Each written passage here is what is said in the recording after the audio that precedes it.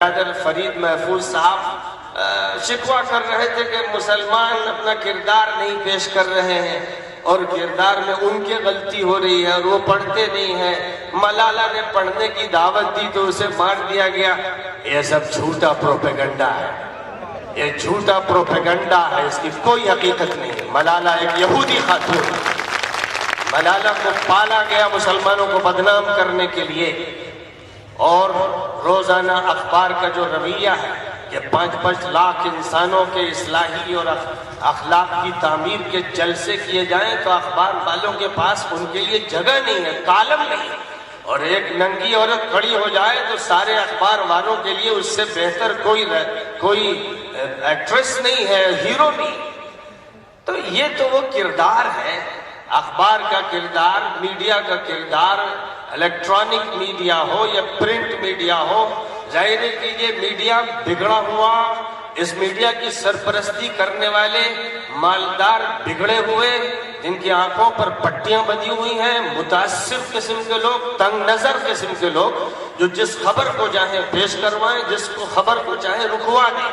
جو خبریں دیتے نہیں ہیں، خبریں گڑھتے ہیں، بناتے ہیں، تراشتے ہیں.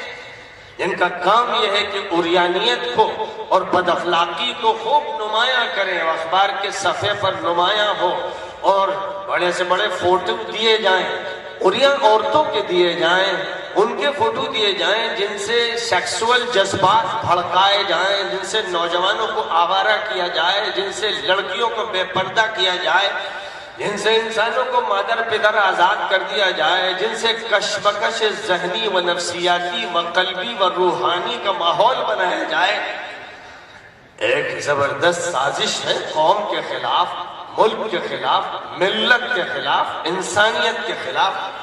اور اس سازش کے مجرمین میں صف اول میں امریکہ ہے، روس ہے، یورپین کنٹریز ہیں.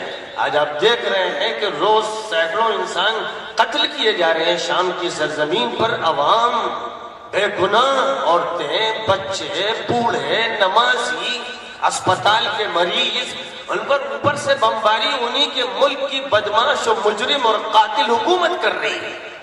اور امریکہ جو عراق کو مارنے کے لیے کود پڑا جھوٹ بول کر، اور جس نے افغانستان کی اینٹ سے اینٹ بجا دی اور اپنی دادا گیری دکھاتا رہا، یہاں پر وہ سب سے بزدل بنا ہوا ہے، وہ بھیگی بلی بنا ہوا ہے. اس سے زیادہ کوئی ڈرا ہوا اور سہما ہوا نہیں. اب نہ اسے عدل یاد ہے، نہ انصاف یاد ہے، نہ انسانی حقوق یاد ہے، نہ عورتوں کے حقوق یاد ہے، نہ بچوں کے حقوق یاد ہے.